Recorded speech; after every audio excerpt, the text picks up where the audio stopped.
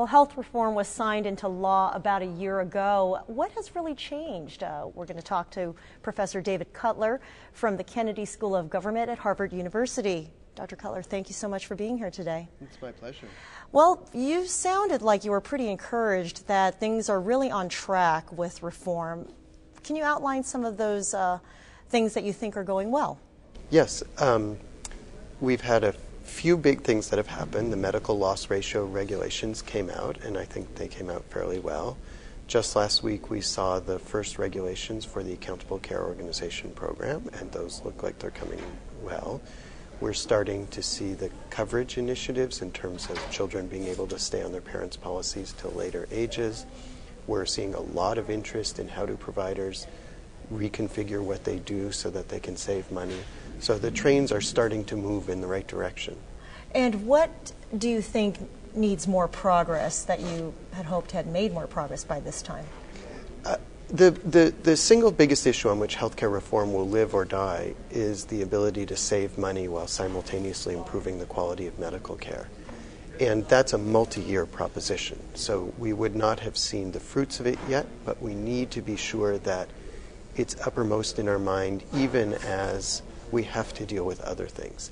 And so as I evaluate a decade from now, are we going to be happy with this reform or unhappy with it?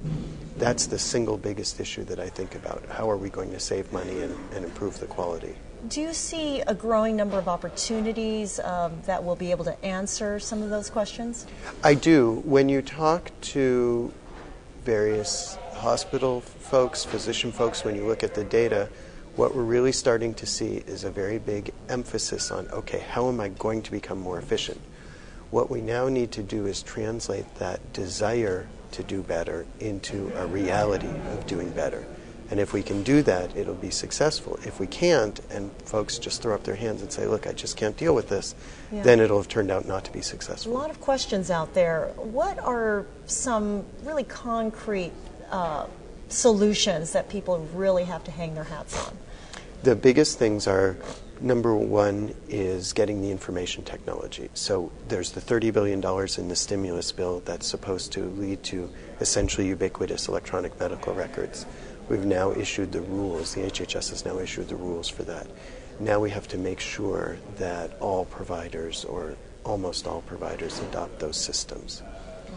Number two is using those and their internal motivation to say, look, we need to figure out how we do this better.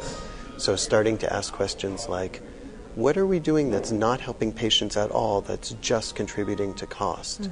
What could we do that would increase the experience for our patients while at the same time reducing their use of healthcare?